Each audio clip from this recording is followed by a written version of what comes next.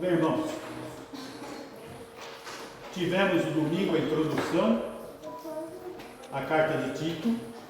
Pudemos conhecer um pouco a respeito da vida de Tito, a missão que ele tem lá em Creta, na ilha de Creta. E hoje nós vamos começar a discorrer o texto propriamente dito.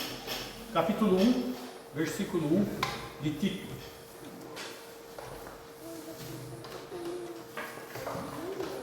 Muito bem. O apóstolo Paulo é o apóstolo missionário aos gentios. Vamos lembrar que os primeiros convertidos foram judeus.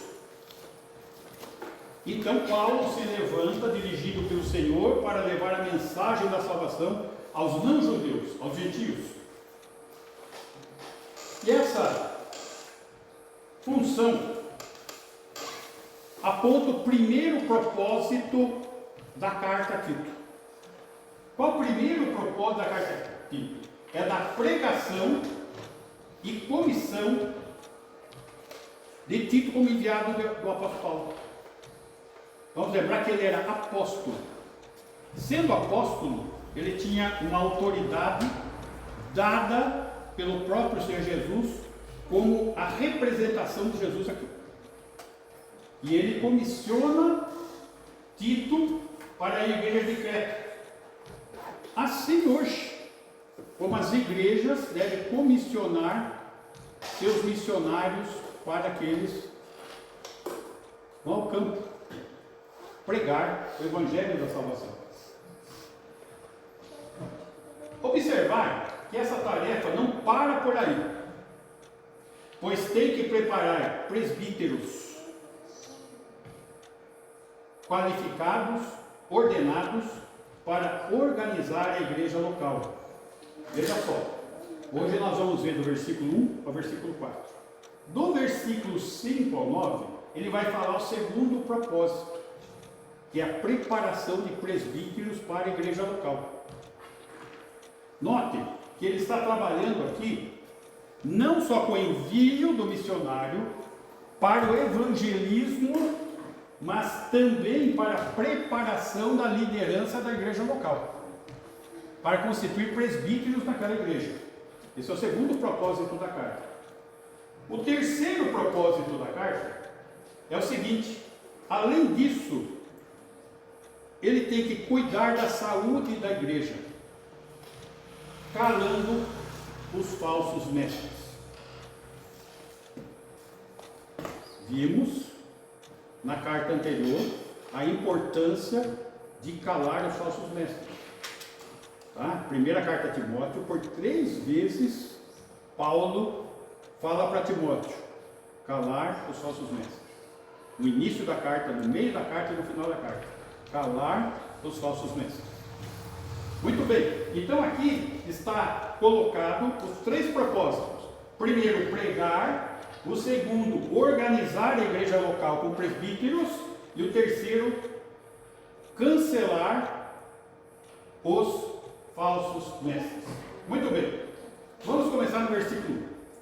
Paulo, servo de Deus e apóstolo de Jesus Cristo. Note a atitude de Paulo aqui. Ele primeiro se apresenta como servo de Deus. A palavra servo aqui poderia ser traduzida também como escravo. Paulo, escravo de Deus. Paulo, numa atitude humilde, como de um escravo. Só que ele fala e apóstolo. Aqui ele sai da humildade para a altivez. E essa altivez, quanto a ele ser o embaixador de Cristo. Ele é um enviado de Cristo, um porta-voz, não apenas como profeta, mas como o próprio Cristo para realizar o que tem que ser realizado. Muito bem, então vemos Paulo aqui se apresentando como servo humilde e apóstolo altivo, com autoridade, para promover a fé, é dos eleitos de Deus. Promover a fé, ela está ligada à conversão das pessoas que estão ouvindo o Evangelho e à condução dessas pessoas na fé depois da conversão. E de pregar o Evangelho e gere discípulos. Note, a ação do missionário é pregar e gerar discípulos. No primeiro ato, promover a fé que é dos eleitos de Deus. Essa questão dos eleitos de Deus é uma questão muito debatida, porém pouco comprovada. Como pouco comprovada? A Bíblia fala dos eleitos de Deus. As religiões, as igrejas falam que não tem. Só que a Bíblia fala que tem. Está aí. Fé de quem? Dos eleitos de Deus. Ou seja, o ministério deve ser governado pela palavra de Deus, compartilhando a fé que será ouvida por quem? Pelos eleitos de Deus. Quem são os eleitos de Deus? As ovelhas perdidas. Quem são os eleitos de Deus? Aquele que ele escolheu antes da fundação do mundo. Quem são os eleitos de Deus? 1 Pedro, capítulo 1, versículo 1. Aqui vai dar uma boa consideração sobre esse assunto.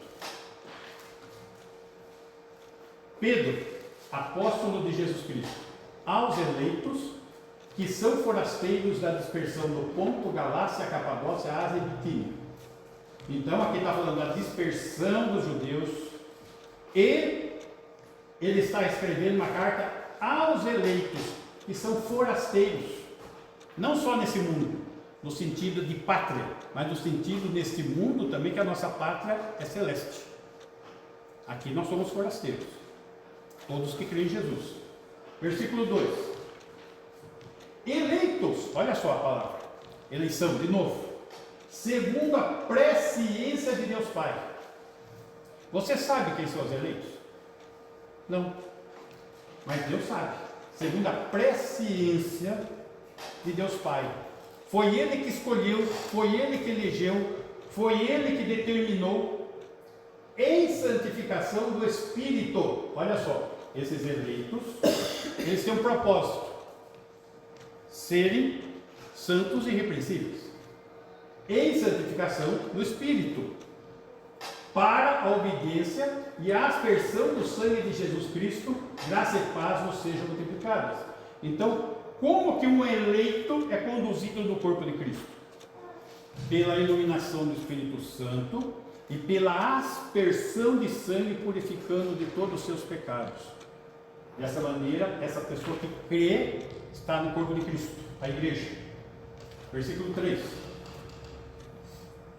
Bendito Deus e Pai de nosso Senhor Jesus Cristo, que segundo a sua muita misericórdia nos regenerou. Regenerou, gerou de novo. Está falando do novo nascimento, quando nós cremos. Nos regenerou para uma viva esperança, mediante a ressurreição de Jesus Cristo dentre os mortos, que é o que nós vamos estar lembrando no domingo. Jesus ressuscitou no primeiro dia da semana. Por isso nós podemos ter vida e vida em Cristo. Agora, quem são estes que estão tendo vida em Cristo? Todos? Não. Os eleitos, os que creram, os que foram regenerados, que nasceram de novo pela fé, tá? Mediante a ressurreição de Jesus Cristo. Nós temos que crer na obra de Cristo. Muito bem, versículo 4. Para uma herança incorruptível, sem mácula, imarcessível, reservada nos céus para vós outros. Então esta herança é vida eterna. Nós vamos receber um quê? Um corpo glorificado que não se corrompe, incorruptível, sem mácula. Ele não vai ter defeito, não vai ter problemas nesse corpo. Imarcessível. Imarcessível, por exemplo, uma flor, ela murcha, não murcha? Muito bem. Imarcessível que não murcha. Tá? reservada nos céus para vós outros. Vós outros quem? Os que creem. Versículo 5. Que sois guardados pelo poder de Deus, mediante a fé, para a salvação preparada para revelar-se no último tempo. Então percebam só, Deus nos escolheu antes da fundação do mundo, e nós vamos tomar posse desse corpo glorificado no último tempo. Ou seja, nós já recebemos a vida eterna quando cremos, mas nós vamos ter a posse da nossa esperança de maneira completa no arrebatamento. Muito bem, e é isso que é para quem? Para os eleitos. Ok? Muito bem. Voltando no versículo 1, Claudinho, por favor. Tito 1:1. Para promover a fé que é dos eleitos de Deus e o pleno conhecimento da verdade. E o pleno conhecimento da verdade segundo a piedade. Lembrando, piedade. Piedade não é dentro do contexto católico. Piedade no contexto católico é dó, é pena. Ah, fulano é pobrezinho, fulano é mendigo, estou com pena. Ah, fulano está doente, estou com pena. Não é isso. A palavra pio, de onde vem piedade, quer dizer fé no latim.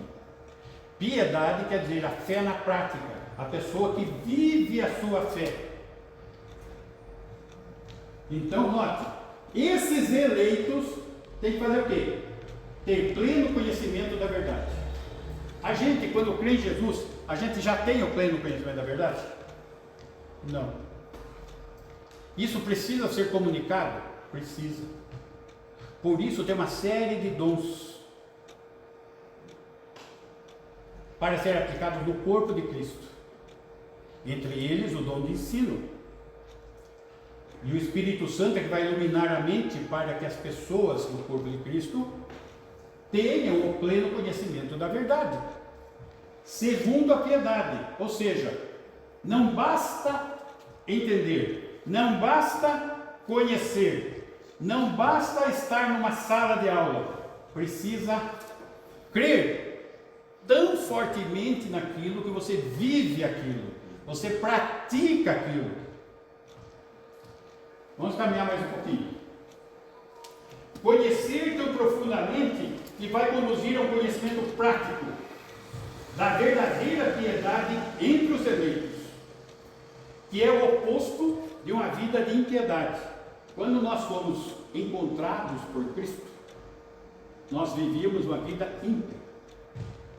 Agora nós temos que viver uma vida contrária de ímpio, uma vida piedosa, de prática da fé.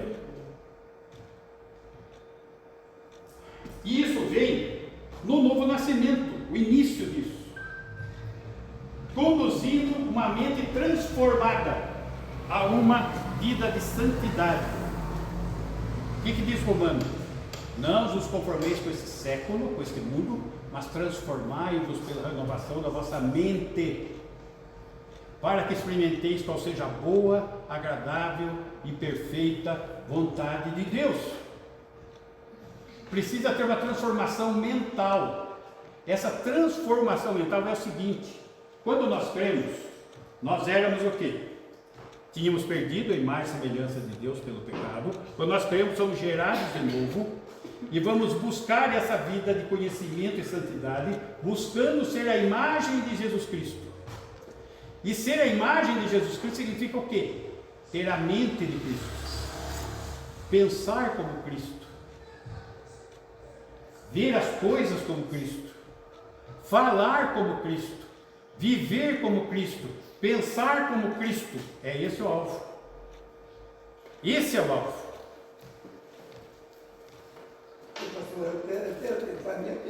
Quando a gente vem para Jesus, as coisas vieram que a gente fala. Isso. Aí é nova criatura, como diz, nova criatura. Exatamente. As coisas velhas passaram. e tudo se Vem fez. tudo novo aí. Jesus vai transformar o coração, transformar a vida da pessoa. Se a pessoa vem, é doente, é sarado, Sim, é sarado. ele vai cuidar da pessoa. Que eu mesmo, eu tenho muito testemunho de contar. Uma vez, nesse joelho que Jesus me curou. O médico falou, se eu operasse, ia ficar com defeito. Eu fui na palavra de Deus, fui curado. Amém. Fui curado, não tem mais nada. Disse que se eu operasse, ia ficar com problema. Mas Jesus curou, Isso. pela fé. Mas o que ele está prometendo aqui é algo maior que isso. É a fé. É uma fé numa esperança de chegar lá na frente. E a alma, salvar a alma da gente, né? Só que lá vai também ter um corpo perfeito. Lá na frente. Mas o texto vai mostrar isso. Eu vou explicar um pouquinho aqui. Muito bem. Observação. Esse conhecimento prático deve ser promovido e ele é um eco de Mateus 28, 20. Foi Mateus 28, 20. Jesus ressuscita, acontece o dia de Pentecostes, e ele dá uma última ordem, ir de pregar o evangelho e tal, só olha o que está aqui, ensinando-os a guardar todas as coisas que nos tem ordenado. Quando foi essa ordem? Quando Jesus foi dada a quem? A todos os cristãos. Todos os cristãos incluem cada um de nós, ensinando todas as coisas que nos tem ordenado. E eis que estou convosco todos os dias até a consumação dos séculos. Ele deixou quem? O Paráclito, o Espírito Santo, para selar, habitar em nós. Então ele está cumprindo tudo o que deve a ele.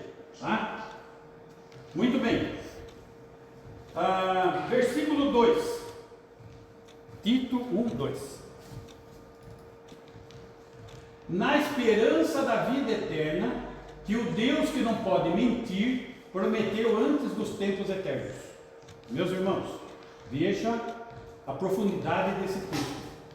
Na esperança da vida eterna, que Deus que não pode mentir, prometeu. Quem prometeu a vida eterna? O Senhor. Que tipo de vida ele prometeu? Eterna. Quando termina uma vida eterna, irmãos? Se você pecar, termina? Lógico que não. Lógico que não. Por isso que Deus derramou seu sangue, porque se confessarmos os nossos pecados, Ele é fiel e justo para nos perdoar os pecados e nos purificar de toda a injustiça que tenhamos praticado. O crente não vive na prática do pecado, mas o crente não é impecável. Então, se o crente perde a salvação num ato de pecado, então eu como crente, eu pequei hoje, então se Jesus voltar hoje, não sou salvo. Se ele voltar amanhã, mas amanhã eu já confessei meus pecados, amanhã estou salvo. Não é assim, irmãos. Não é isso que o texto está falando. O texto está dizendo que a esperança da vida é eterna. E Deus não pode mentir. Vamos entender um pouco isso. O Evangelho, ele não se limita ao evangelismo, ao promover a fé. O Evangelho não se limita à educação, a promover o conhecimento. Mas também a esperança, o Evangelho, atinge a expectativa do crente de promover a certeza da vida eterna. Porque Deus é soberano e fidedigno. É impossível que Deus minta. Ele é fiel. E Ele deu a sua palavra. Então, se nós passarmos a crer que alguém nascido de novo, alguém crente, alguém que está em plena comunhão com Deus, que é regenerado, possa perder a salvação, você está duvidando da palavra que Deus deu. Ele não mente. Ele não mente. Então, essa esperança é uma confiança naquilo que Deus te deu.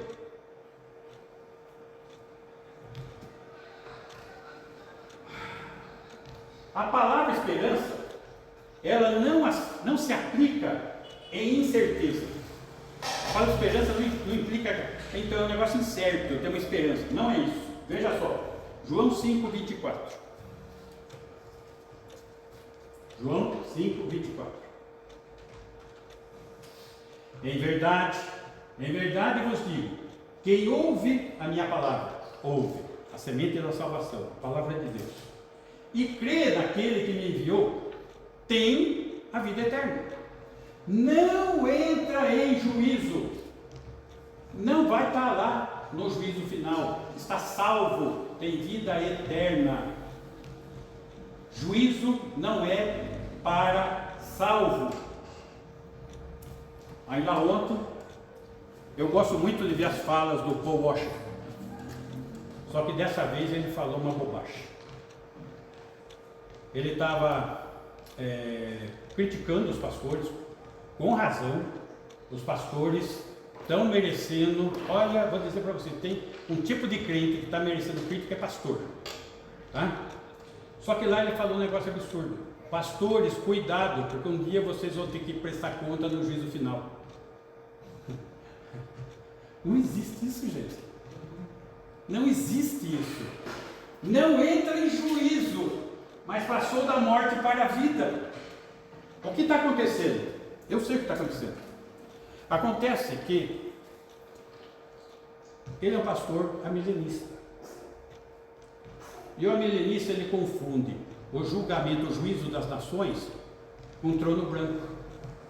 Ele confunde a prestação de contas do crente ao Senhor Jesus no tribunal de Cristo quanto às obras com o juízo final. Essa é uma confusão do amilenista. Então ele embarcou nessa porque é a doutrina que ele conhece, tá? Mas eu estou explicando para vocês que está errado, tá? Este juízo que ele está dizendo aqui é o juízo final, lá do Apocalipse 20, tá? Trono branco. Mas passou da morte para a vida, porque creu, porque ouviu a palavra e tem a vida eterna. Algumas pessoas já estudaram, outras estão estudando comigo a primeira carta de João. Qual a finalidade da primeira carta de João? Para saberdes que tendes a vida eterna. Tem uma carta voltada para explicar os filhinhos, lá usa esse termo, filhinhos, que são filhos de Deus, que têm a vida eterna, os que creem. 1 João, isso, essa carta foi escrita para saberes que tendes a vida eterna, tá? Eu estou fazendo vários discipulados usando essa carta, 1 João, tá bom? Muito bem. Então, a esperança não se implica em incerteza, mas na posse de um presente da vida eterna e seus benefícios redentores. Eu tenho a vida eterna e os benefícios redentores. Sou lavado pelo sangue de Jesus. Eu era escravo e fui comprado por preço. Eu sei que foi pago o alto preço. Qual foi o alto preço pago? O sangue de Jesus, para que nós fôssemos lavados pelo seu sangue, comprados com sangue, para termos vida eterna. A esperança está ligada à sua forma definitiva. Como assim? Quando nós recebemos, ou seja, nós recebemos a vida eterna, e no arrebatamento vamos receber o quê? A consumação da esperança, o corpo glorificado. Esse corpo glorificado, ele é sem pecado, ele é sem doença, ele é sem defeito, ele é sem tristeza, ele é sem sofrimento, ele é sem morte. Vamos ver um texto, Filipenses capítulo 3, versículo 20. Filipenses 3, 20. Pois a nossa pátria está nos céus, não está aqui. São os peregrinos aqui. De onde também aguardamos o Salvador. Ele virá nas nuvens para nos buscar. O Senhor Jesus Cristo. Versículo 21. 21? Deu? Aí. O qual Jesus transformará o nosso corpo de humilhação, esse aqui, para ser igual ao corpo da sua glória, igual ao corpo dele, de Cristo, glorificado, segundo a eficácia do poder que ele tem de até subordinar a si todas as coisas. Ou seja, ele é Deus. Ou seja, se ele já criou o homem uma vez do pó da terra, qual é a dificuldade dele dar um corpo igual dele? Nenhuma. Ele é Deus, tem tudo subordinado a si. Ele é soberano. E ele é Deus que não mente. Ele prometeu vida eterna com um corpo perfeito e glorificado. Então, quando nós vemos lá Isaías 53, ele está falando do quê? Da obra de Cristo sobre doenças e enfermidades que vão ser totalmente superadas nesse corpo glorificado. Ele pode, por misericórdia, dar cura agora? Pode. Ele tem que dar cura? Não. Lá ele pode dar cura, pleno corpo, plena saúde, tudo pleno. Não só pode, como ele prometeu e deu a palavra dele. Ele não mente. Estão entendendo aonde encaixa a palavra esperança? Ela começa no eu crer, ao receber a vida eterna, e quando eu chegar com Cristo em Cristo, vai ter o auge, o ápice da obra, onde eu recebo um corpo igual dele, que é o texto que está falando. Muito bem, versículo 3, Tito 1:3. E em tempos devidos manifestou a sua palavra mediante a pregação que me foi confiada por mandado de Deus, nosso Salvador. Essa autorização e autoridade que foi dada para Tito, para Paulo, para Tito, de acordo com Mateus 28, a última ordem do Senhor Jesus, essa ordem está estendida a todos nós. Todos nós que cremos em Jesus, que conhecemos a palavra, só que nós precisamos ter o pleno conhecimento da palavra. Ou seja, um dos princípios da Igreja de Deus é ensino, pleno conhecimento da verdade.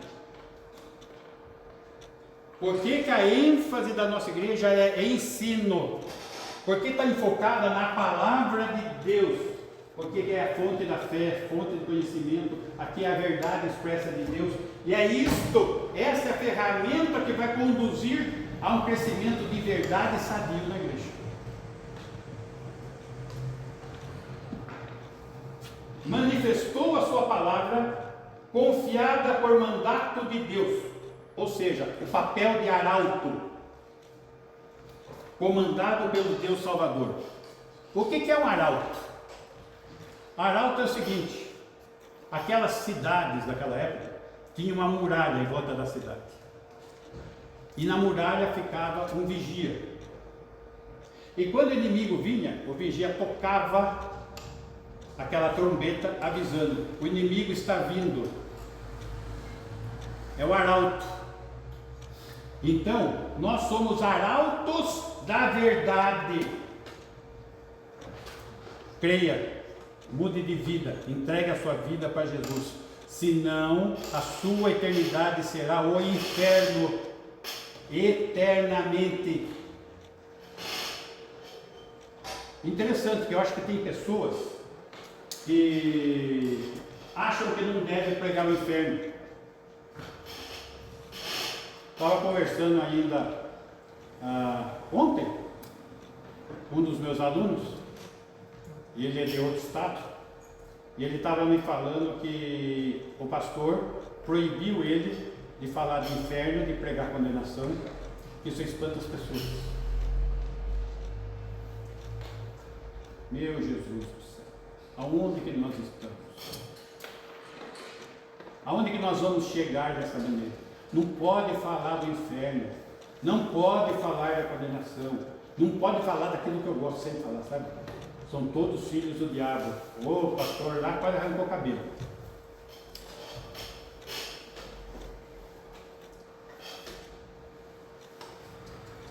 Não vai chegar longe. Vai ser um ajuntamento de pessoas sem organização. Eu falei, até muito aí, não quero pregar a verdade. Não prega a verdade, prega mentira. Exatamente. É mentira. Isso. Você fica verdade. E isso está generalizado. Vai falar. Enfiaram isso aí, cara. Opa! Ai, Está ali para aquele que não crê. aquele que obedecer a Deus vai ser lançado no inferno, No lago de fogo. junto com o diabo. Exatamente. É isso, gente. É isso. Então, manifestou a sua palavra mediante a pregação que foi confiada. Está confiada a mim e a você. Quem que vai proclamar a palavra que não vai vir? Eu e você. Não deixe só para o pastor. A função do pastor é ensinar na igreja. Lá na rua, ele é igual a vocês, evangelizar. Não adianta eu ensinar morto. Eu não ensino morto, tenho que evangelizar. Ensinar é vivo, é aqui na igreja. Ensinar a verdade. É verdade, para crescer, para ter pleno conhecimento da verdade, como nós vimos. Lá fora é evangelizar, porque lá estão mortos em seus delitos e pecados. Muito bem. Então, 2 Timóteo, capítulo 1, versículo 8. 2 Timóteo 1, 8. Isso que a gente vai estudar ainda, só vou dar uma palhinha aqui. Não te envergonhes, portanto, do testemunho de nosso Senhor, nem do seu encarcerado, que sou eu. Paulo está falando que está preso. Pelo contrário, participa comigo dos sofrimentos a favor do Evangelho, segundo o poder de Deus. Espera um pouco. Sofrimento para pregar o Evangelho? É isso mesmo. Você vai entrar no campo de luta do inimigo. O mundo jaz no maligno. Ele vai contra-atacar. A luta vai ser ferrenha. Só que a gente está do lado certo, do lado vitorioso, municiado por Ele, segundo o poder de Deus. Segundo o poder de Deus, está à nossa disposição. Nós temos que pregar. Versículo 9. Que nos salvou e nos chamou com santa vocação. Ele nos escolheu, não segundo as nossas obras, não é por obras, não é porque eu sou bonzinho, não é porque eu mereço o céu, porque eu já falei aqui, o homem serve só de uma coisa, de lenha no inferno. É para isso que serve. Mas conforme a sua própria determinação e graça que nos foi dada em Cristo Jesus, antes dos tempos eternos. Antes dos tempos eternos, antes da fundação do mundo, Ele nos escolheu para que andássemos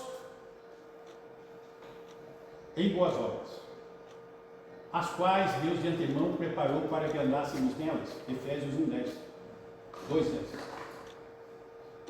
Então, precisamos crer nisso, irmãos, e sermos eficientes. Vamos chegar aqui já já. Versículo 10. E manifestada agora pelo aparecimento de nosso Senhor Salvador Cristo Jesus, esse poder, essa presença, Jesus já esteve aqui, já morreu na cruz, já ressuscitou, tudo o que tinha que ser manifesto já foi manifesto, o qual não só destruiu a morte, ele venceu a morte, como trouxe à luz a vida e a imortalidade mediante o Evangelho. Quando a pessoa crê, tem a vida eterna, imortalidade. vida e imortalidade, vida eterna. 11. Para o qual eu fui designado pregador, apóstolo e mestre. Só ele foi designado? Todos nós. O ir de pregar é para todos os crentes. 12. E por isso estou sofrendo essas coisas. A batalha, foi preso, perseguição.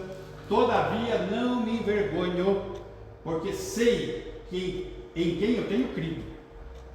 E estou certo de que Ele é poderoso para guardar o meu depósito, as nossas bênçãos celestiais, até aquele dia que Ele vier nos buscar. Essa foi a esperança de Paulo. Lembrando que essa esperança ele manifestou na véspera da decapitação dele. Ele sabia que ia ser decapitado.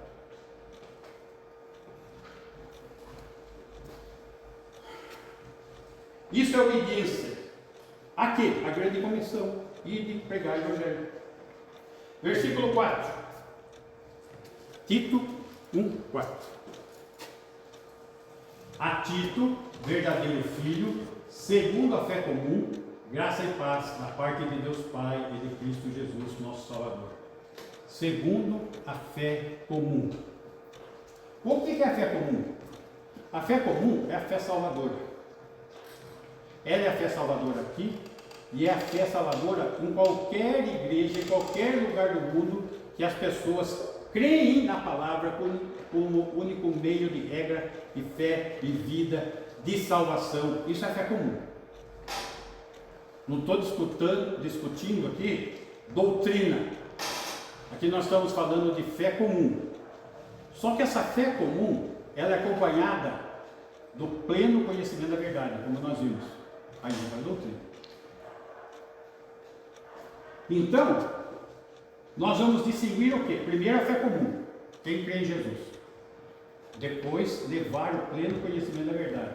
Já é algo pós, tá? Aqui ele está falando da fé comum, tá? A fé comum pertence a quem? Ao povo de Deus. A mesma fé salvadora.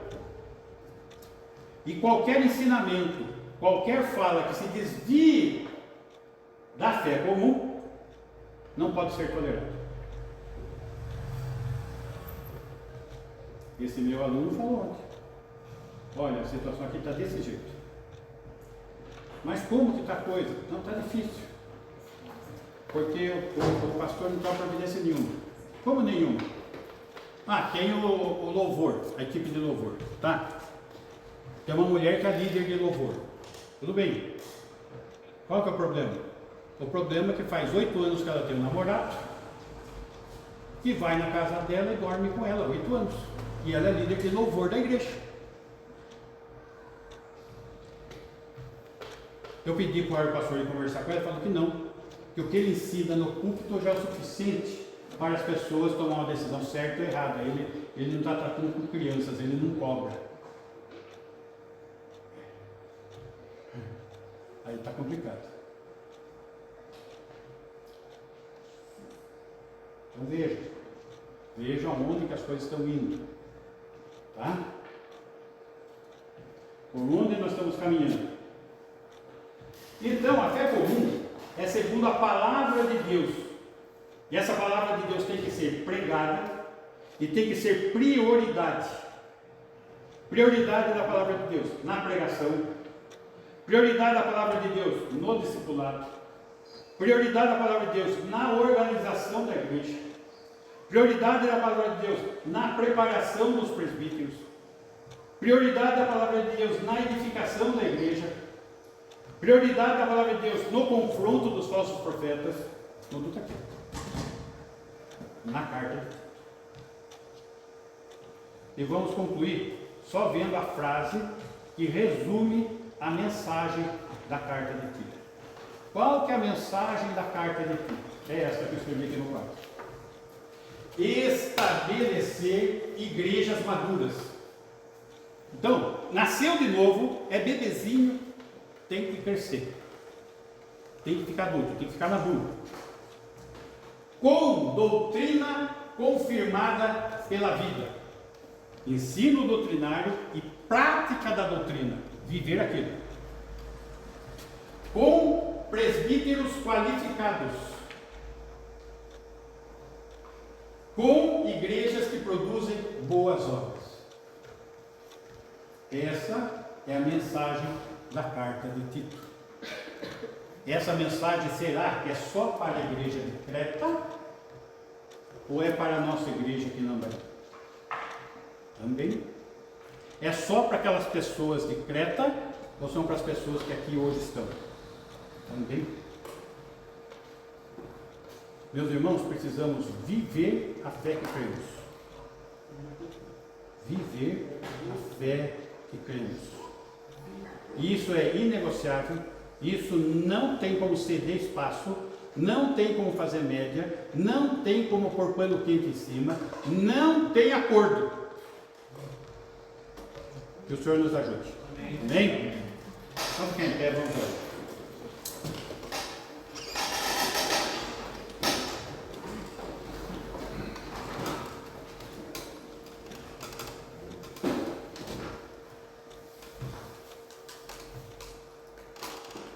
Senhor, o Senhor coloca uma tarefa diante de nós,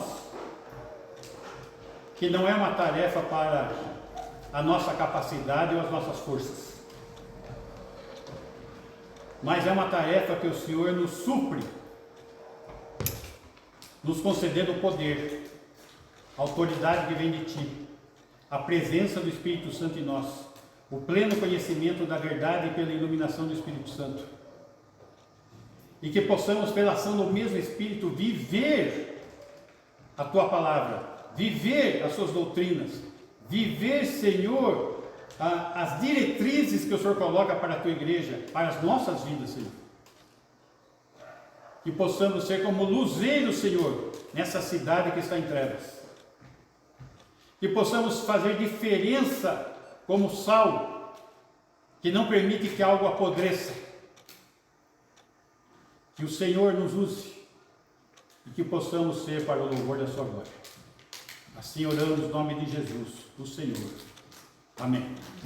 Que o amor de Deus o Pai, amor manifesto na pessoa de Jesus Cristo, Deus Filho, que tem derramado superabundante graça sobre as nossas vidas a cada dia e tem se feito presente em nós, na pessoa de Deus, o Espírito Santo, a nos ensinar, a nos consolar e nos guardar até o dia que nos encontremos.